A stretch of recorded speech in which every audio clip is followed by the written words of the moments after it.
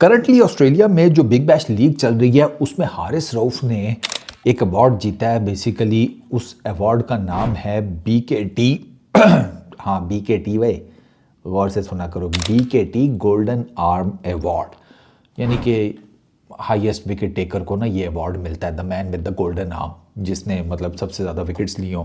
अच्छा, हारिस रऊफ को ये अवार्ड मिला है इस साल। उनके साथ वो क्या है, दूसरे संधू, गुरिंदर संधू, आई गेस उनको भी मिला है क्योंकि उनके भी टूर्नामेंट में सबसे ज़्यादा विकेट्स हैं। हारिस रऊफ और संधू दोनों की 18-18 विकेट्स हैं। हारिस रऊफ के ज़रा स्टैट्स थोड़े मज़ीद बेहतर हैं when it comes to average, economy, strike rate, इस तरह करके ना। तो हारिस रऊफ को ये अवार्ड उन्होंने दिया और हारिस रऊफ ने एक और तमगा जो है अपने सीने पर लगा दिया है। मज़ेदार फैक्ट ये है इस अवार्ड का कि ये अवार्ड जीतने वाले हारिस रऊफ पहले पाकिस्तानी नहीं है। Haris Rauf is the second Pakistani जिन्होंने ये अवार्ड जीता है। इस अवार्ड को BBL के इनैगुरल सीज़न में, यानी कि बिग बैश लीग का जो सबसे पहला सीज़न था 2011-12 में, उसमें इस अवार्ड को जीता था राना नवीदुल हसन ने। यस, होबार्ट हरिकेन्स की तरफ से राना जी ने खेला था और राना जी ने अपने जो वो टूर्नामेंट था उसमें he was the highest wicket taker. ठीक है, उनकी एग्जैक्ट विकेट्स मुझे याद नहीं, लेकिन उनकी भी मेरा ख्याल है कोई 15-20 तो थी, इतनी तो होंगी।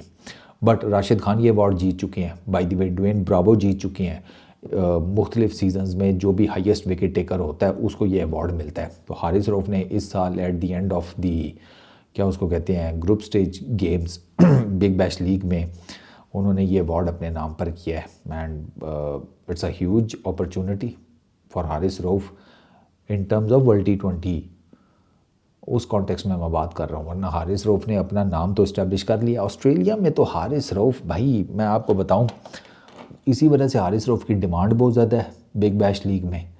यही रीज़न है हारिस रऊफ, आप, I am pretty much sure कि मन मर्जी पैसों पर जाता होगा। ठीक है, क्योंकि हारिस रऊफ की वो इंडक्शन भी तो पहले से ही वो चल रही है ना, जब इन्होंने हारिस रऊफ ने स्टार्ट किया था।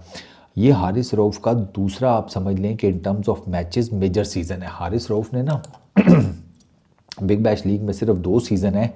एक इनका पहला सीज़न था हारिस रऊफ का जो 2019-20 वाला, उसमें 10 मैचेस खेले थे, और एक ये सीज़न है 2025-26 वाला जिसमें हारिस रऊफ ने 10 मैचेस खेले हैं। इसके बीच के जो 3 सीज़न है ना, उसमें हारिस रऊफ ने किसी में 3 मैच खेले हैं, किसी में 5, किसी में 4। तो अगर 10-10 के हिसाब से मैं देखूँ ना, तो हारिस रऊफ की इस सीज़न में सेकंड बेस्ट परफॉर्मेंस है इन टर्म्स ऑफ विकेट्स। पहले सीज़न में 10 मैच खेले थे, 20 विकेट्स ली थी, और इस सीज़न में हारिस रऊफ ने 10 मैच खेले हैं, 18 विकेट्स ली हैं। और हारिस रऊफ अभी रुके नहीं है बाय द वे। हारिस रऊफ का भी मैच है, हो सकता है मतलब आगे उनका है उसके साथ होबार्ट हरिकेन्स के साथ, होबार्ट हरिकेन्स के साथ क्वालिफायर है। ठीक है, और उसके बाद फिर ऑब्वियसली हारिस रऊफ अगर आगे उनकी टीम जाती है तो वो मज़ीद मैचेस भी खेलेंगे।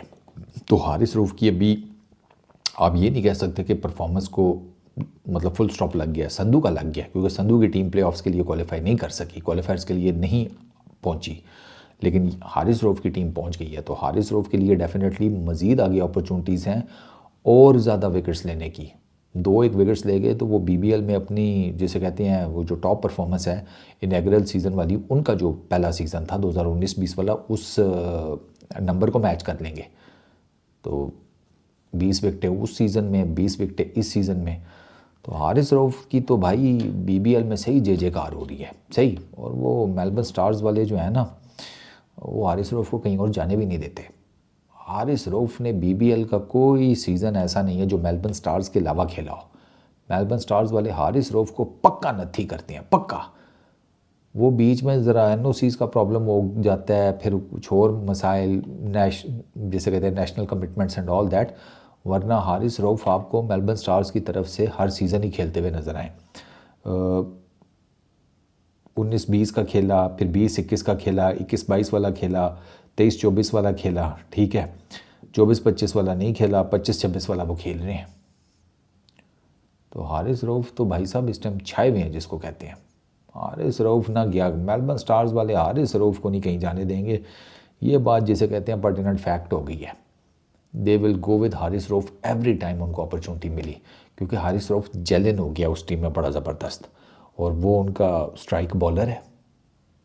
हमारे ही बारी हारिस भाई का 11वां मैच आ जाता है। उधर जनाब 11वां मैच नहीं, उधर भी आया है वैसे, एक दो 11वें या सेमी 11वें मैच हारिस रऊफ़ के आए हैं। लेकिन भाई ऑस्ट्रेलिया में ना विकटें, ठीक है, कंडीशंस, ग्राउंड्स हारिस रऊफ़ के लिए आइडियल पैकेज है। जिस किस्म की वो लेंथ बॉलिंग करते हैं ना, तेज़ एक्स्ट्रा बाउंस के साथ, एक्स्ट्रा स्किड के साथ, ऑस्ट्रेलिया में हारिस रऊफ़ को मार पड़ना बहुत मुश्किल है। इस वीडियो में इतने ही। अपना बहुत ख्याल रखना। Peace out.